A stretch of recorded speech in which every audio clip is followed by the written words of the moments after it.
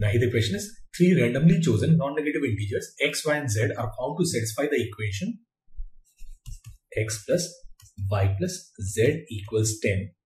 Then the probability that z is even is. Now first we have to find number of total ways of choosing x, y and z. Now this is nothing but this is number of non-negative integral solutions. Non-negative integral solutions for this equation.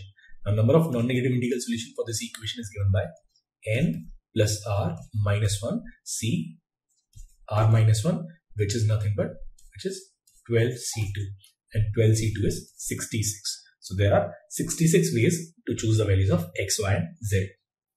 Now we have to find our favorable case in which z is an even number. Now if z is even, we'll say let z is of the form 2k, where the value of k varies from 0 to 5. So we can write x plus y equals 10 minus 2k. Now if we find number of non-negative integral solutions is given by n plus r minus 1 c r minus 1, which in this case will be 11 minus 2k c1, and that is 11 minus 2k.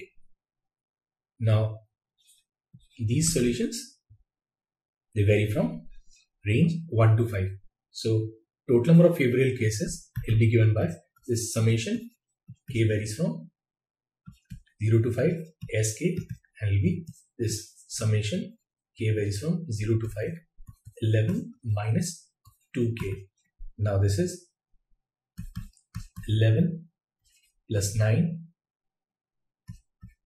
plus 7 plus 5 plus 3 and plus 1, which is sum of first 6 odd natural numbers, and sum of first 6 odd natural numbers is simply 6 square, which is 36. So this required probability will be 36 divided by 66, which is 6 by 11, option B.